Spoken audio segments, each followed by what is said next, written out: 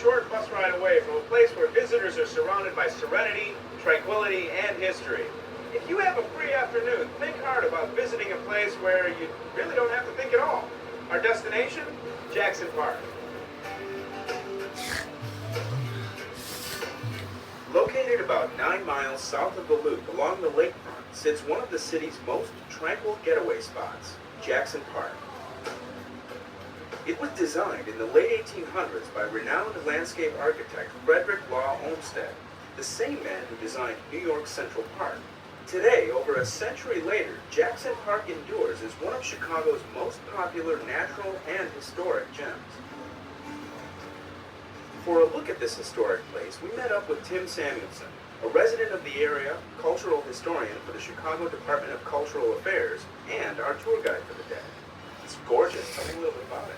Well, actually, you've probably heard about the Great World's Columbian Exposition. This is the one place you can really get an idea of what it must have looked like to people in 1893. This is the former arts building at the World's Fair that, of course, was redone with the Museum of Science and Industry. Soon after the completion of the World's Columbian Exposition, the buildings were demolished, leaving only the former arts building.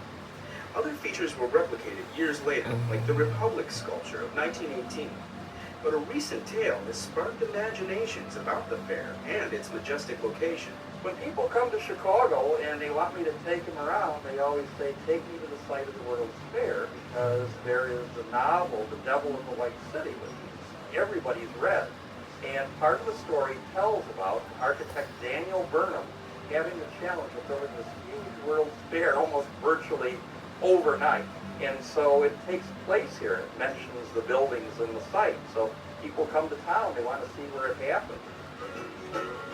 For fans of nature, you'll find 253 reasons to come to Jackson Park.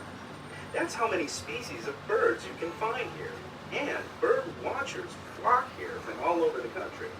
Adorned with binoculars and a field guide, Doug Anderson of the Chicago Audubon Society will show even novice bird watchers the best ways to identify and observe birds that migrate to the park. Birds like this rare Caspian tern or these barn swallows. Birds like different kinds of habitat. And when you get a variety of different kinds of trees and shrubs and open space, as well as heavily wooded areas, that's what attracts a tremendous number of birds.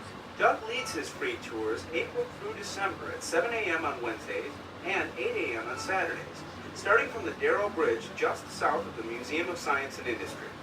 Don't forget your binoculars. The natural landscape draws all sorts of wildlife and humans to this oasis within an oasis, the Osaka Garden on Wooded Island. Osaka, Japan is one of Chicago's 23 sister cities.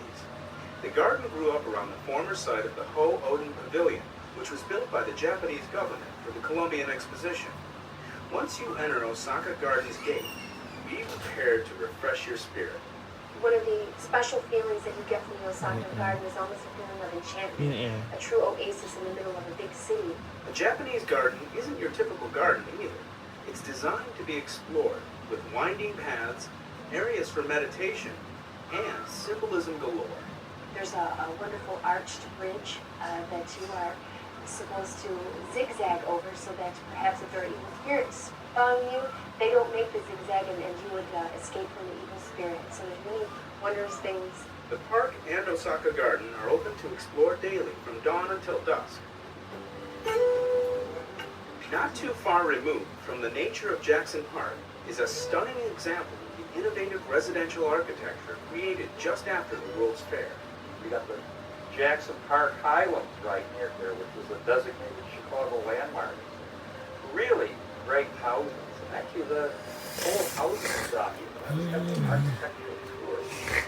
Wander around, really get an idea of what the neighborhoods are like during that period. Yeah. Anywhere you go today in Jackson Park, a link to the past is present.